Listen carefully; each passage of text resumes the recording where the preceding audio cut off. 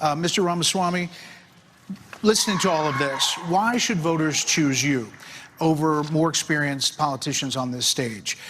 You're basically, a blank slate for people. You're 38 years old.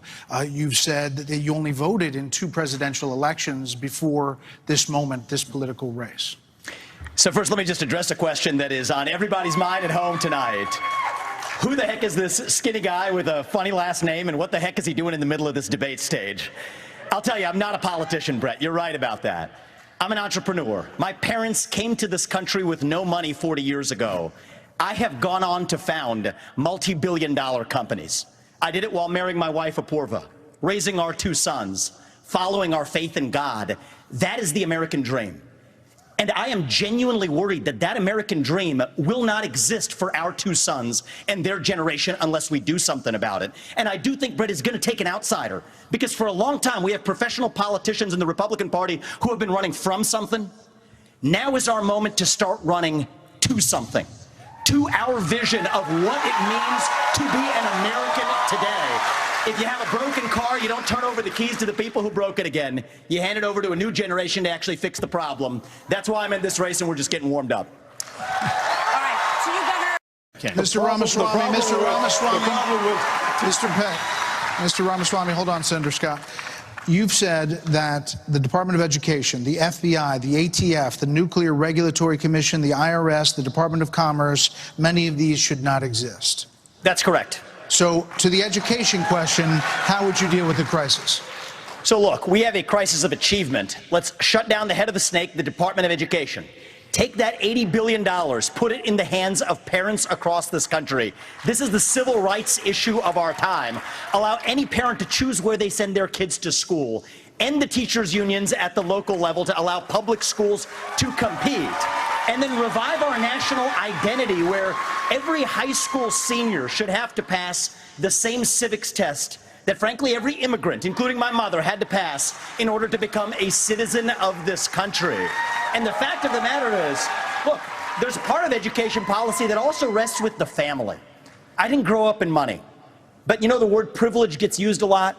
Well, you know what? I did have the ultimate privilege of 2 parents in the house with a focus on educational achievement. And I want every kid to enjoy that. So part of the problem is we also have a federal government that pays single women more not to have a man in the house than to have a man in the house, contributing to an epidemic of fatherlessness. And I think that goes hand in glove with the education crisis as well, because we have to remember education starts with the family, and the nuclear family is the greatest form of governance known to mankind. But we are going to take a brief moment and talk about the elephant not in the room. Former President Trump has been indicted in 4 different states on 91 counts. He will be processed tomorrow in Georgia at the Fulton County Jail for charges relating to the 2020 election loss. You all signed a pledge to support the eventual Republican nominee. If former President Trump is convicted in a court of law, would you still support him as your party's choice? Please raise your hand if you would.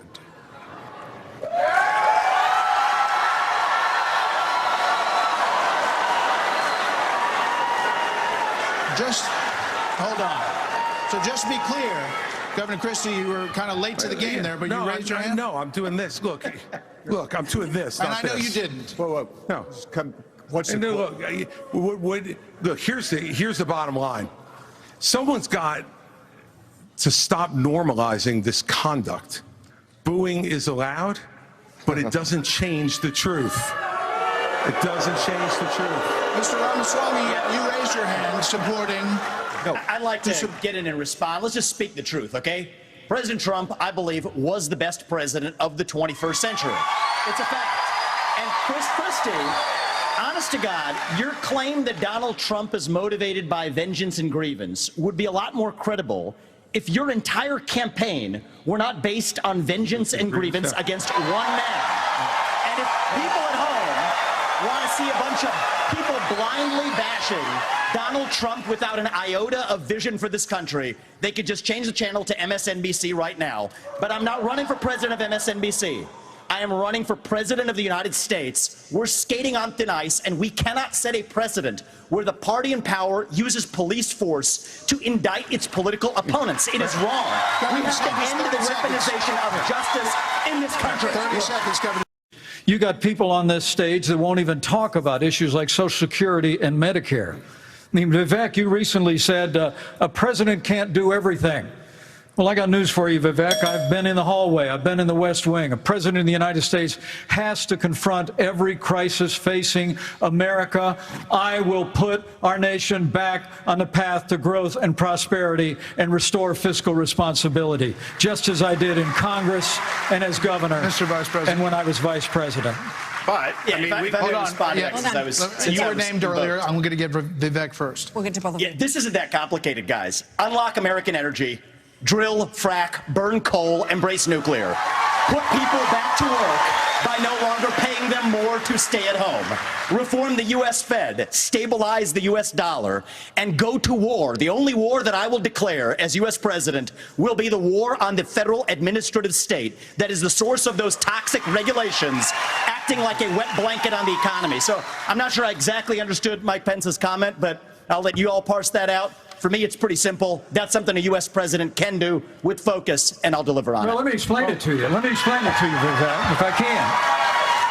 Thank you. Mr. Ramaswamy. I was born in 1985, and I grew up into a generation where we were taught to celebrate our diversity and our differences so much that we forgot all of the ways we are really just the same as Americans, bound by a common set of ideals that set this nation into motion in 1776. And this is our moment to revive those common ideals. God is real. There are two genders. Fossil fuels are a requirement for human prosperity. Reverse racism is racism. An open border is not a border. Parents determine the education of their children. The nuclear family is the greatest form of governance known to man. Capitalism lifts us up from poverty. There are 3 branches of government, not 4. And the U.S. Constitution, it is the strongest guarantor of freedom in human history. That is what won us the American Revolution. That is what will win us the revolution of 2024. Thanks for letting me introduce myself tonight. Thank you.